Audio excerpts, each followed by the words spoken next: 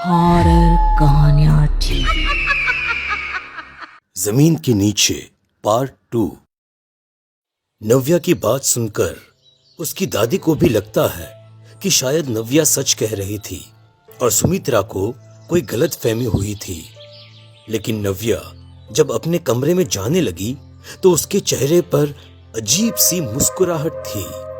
कुछ देर के बाद एक बार फिर चारों तरफ रात का सन्नाटा पसरा हुआ था। राठी परिवार गहरी नींद में वहां सो चुका था और वहां नव्या अपने कमरे में बड़े ही बेढंगे तरीके से चारों तरफ देख रही थी। उसकी नजरें जिधर भी जाती उधर रखा सारा सामान जल जाता। देखते ही देखते पूरे कमरे में रखा हुआ सामान जला हुआ सा दिखने लगा। अगले ही पल नव्या ने अपने सामने रखे सिंदूर को अपने माथे पर रगड़कर लगा लिया। उसकी गर्दन टेढ़ी हो चुकी थी और आंखें उगल रही थी। देखते ही देखते नव्या बहुत ताकतवर हो गई। उसने जोर से एक हाथ जमीन पर दे मारा। उसके ऐसा करते ही उसके कमरे का फर्श टूट गया और एक बड़ा सा गड्ढा वहां पर नजर आने लगा। नव्या उस गड्ढे के अंदर झांक कर देखने लगी। तभी वहां से एक आवाज आई, चलिए आओ, चलिए आओ, मुझे तुम्हारी जरूरत है, चलिए आओ। इस आवाज को सुनते ही नव्या ने उस गड्ढे में छलांग लगा दी।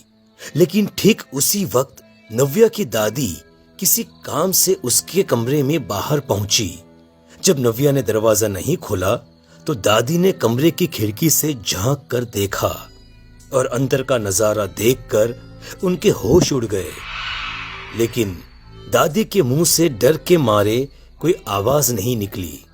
अगली सुबह जब राठी परिवार के लोग सोकर उठे तो उन्होंने देखा कि दादी घर के आंगन में बेहोश पड़ी हुई थी।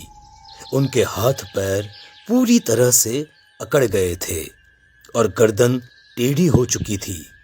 दादी की ये हालत देखकर नव्या के पापा रतन और उसकी माँ सुमित्रा दोनों बुरी तरह से घबरा गए।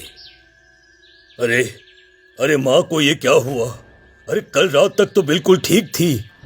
अचानक से माँ की हालत ऐसे कैसी हो गई? तुमने कल रात को माँ को उनके कमरे में देखा नहीं था क्या? मैंने तुमसे कहा था ना कि उनकी दवाइयाँ देकर आओ। कल रात को 12 बजे मैं माँ के कमरे में दवाई देने गई थी। उस वक्त तो अपने बिस्तर पर आराम से सोई हुई थी। नव्या लगातार अपनी माँ और पापा को परेशान और घबराया हुआ देख रही थी। लेकिन उसके चेहरे के एक्सप्रेशन कुछ अजीब से थे। उसने एक नजर अपनी दादी की तरफ देखा और फिर बड़ी ही शांति से मुस्कुराते हुए उनके पास आई। नव्या ने अपनी दादी के माथे पर हाथ फेरा और धीरे धीरे उनसे बातें करने लगी। कल रात को माँ ने जिसे आपके कमरे में सोते हुए देखा था वो आप तो थी ही नहीं दादी। लेकिन मेरी सीधी सादी माँ को ये बात कैसे समझ आएगी? क्या हुआ नव्या? अपनी दादी से क्या कह रही हो तुम? कुछ नहीं मम्मी, दादी की ऐसी हालत ना मुझसे देखी नहीं जा रही है। लेकिन आप चिंता मत करिए, दादी ठीक हो जाएंगी। मैं भी कॉलेज जा रही हूँ, मेरा कॉलेज जाने का वक्त हो गया है। इतना कहकर नव्या अपना बैग उठाकर वहां से कॉलेज के लिए निकल गई। रास्ते में ही नव्या की दोस्त सिया का घर पड़ता था। नव्या सिया के घर पहुंची। कल तो तुमने मुझे इतना उल्टा सीधा सुनाया था, फिर आज मेरे घर क्यों आई है? अरे जाने देना यार, बस ऐसे ही मूड ठीक नहीं था इसलिए गुस्से में कुछ भी निकल गया। चल ना अब साथ में कॉलेज चलते हैं। अच्छा ठीक है चल। वैसे सिया आप कॉफी पीने चलेगी मेरे साथ? अब देख कल का झगड़ा सुलझाने के लिए कुछ तो करना पड़ेगा ना। अरे नहीं नहीं, उसकी कोई जरूरत नहीं है, हम सीधा कॉलेज ही चलते हैं। अरे चल ना, मैंने एक बहुत अच्छी कॉफी शॉप देखी है, अभी शहर में नई नई खुली है, एक बार वहां चलते, उसके बाद कॉलेज चलेंगे। ऐसा कहकर नव्या सिया को अपने साथ कॉफी पीने के लिए लेकर जाती है। लेकिन नव्या सिया को एक बहुत सुनसान जगह पर लेकर पहुंचती है, जहां चारों तरफ कोई भी नजर नहीं आ रहा था। ये तुम मुझे कहाँ लेकर आई है नव्या? यहाँ तो कोई कॉफी शॉप नहीं है। नव्या ने दूर एक कोने की तरफ इशारा करते हुए कहा, वो देख, वहाँ पर वो छोटी सी कॉफी शॉप नजर आई तुझे? अरे वाह, इतने सुनसान इलाके में भी कॉफी शॉप हो सकती है, मैंने तो सोचा ही नहीं था। नव्या सिया को उस कॉफी शॉप में लेकर जाती है, लेकिन वो कॉफी शॉप बड़ी ही अजीब थी। उसमें चारों तरफ कंकाल और मरे हुए लोगों की तस्वीरें लगी हुई थी और एक बहुत ही अजीब सा दिखने वाला आदमी कॉफी बना रहा था। नव्या, ये जगह मुझे कुछ ठीक नहीं लगती। आई थिंक हमें यहाँ से चलना चाहिए। अरे एक मिनट रुक, तो सही में बहुत कमाल की कॉफी मिलती है, तू पिएगी ना तो मजा आ जाएगा तुझे। नव्या ने बड़े ही अजीब ढंग से कॉफी शॉप वाले की तरफ देखा और उसे 2 कॉफी बनाने का ऑर्डर दिया। कुछ ही देर के बाद वो आदमी उनकी टेबल पर कॉफी रखकर चला गया, लेकिन जैसे ही नव्या की नजर कॉफी मग पर पड़ी, उसकी चीख निकल गई। कॉफी मग के अंदर कॉफी नहीं बल्कि खून भरा हुआ था। सिया ने उठकर वो कॉफी का मग फेंक दिया। ये क्या मजाक है? कहाँ लेकर आई है तू मुझे? मैं यहाँ से जाऊंगी, मैं यहाँ नहीं रुक सकती। ये खून, ये कहाँ से आया? इतना कहकर सिया जैसे ही वहां से भागने लगी, वैसे ही नव्या अचानक से एक बेहद भयानक साए में तब्दील हो गई। उसका चेहरा पूरी तरह से बदल चुका था। उसके पूरे शरीर पर बाल निकल आए थे, आंखें लाल हो गई थी और मुंह से नुकीले दांत बाहर आ रहे थे।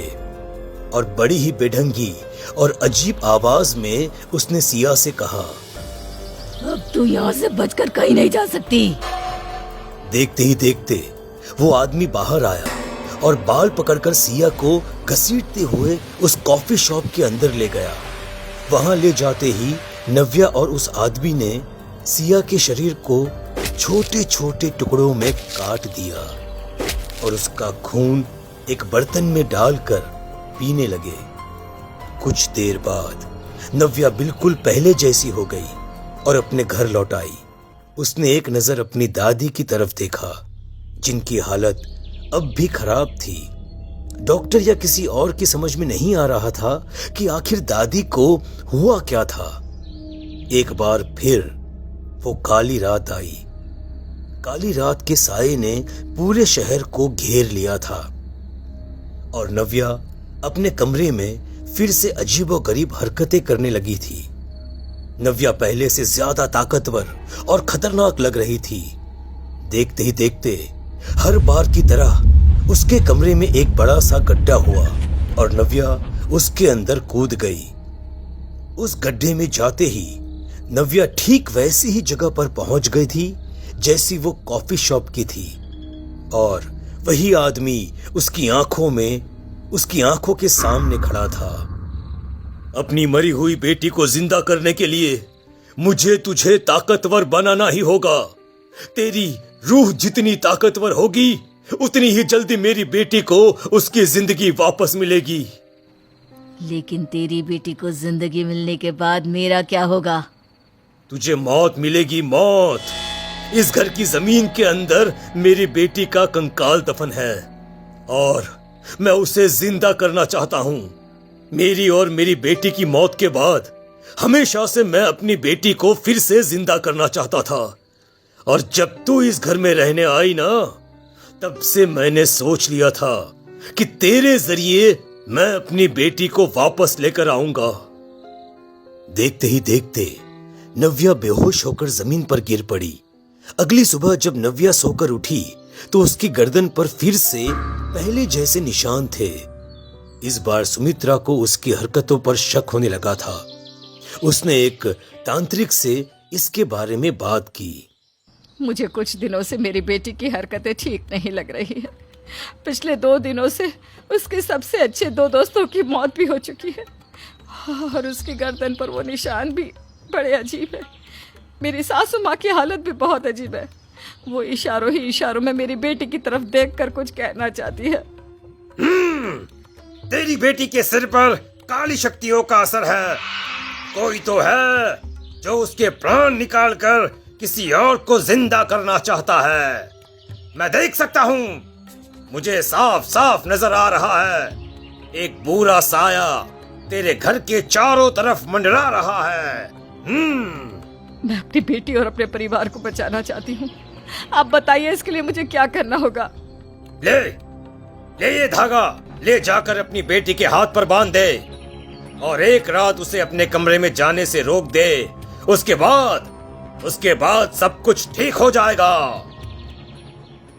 रात के वक्त जब सब सो गए तो सुमित्रा ने नव्या के हाथ पर वो काला धागा बांध दिया, लेकिन अगले ही पल सुमित्रा जमीन पर गिर पड़ी और उसने तड़प तड़प कर अपनी जान दे दी। नव्या एक बार फिर से जब उस गड्ढे में पहुंची तो उसके सामने नव्या जैसी दिखने वाली एक लड़की की डेड बॉडी पड़ी हुई थी।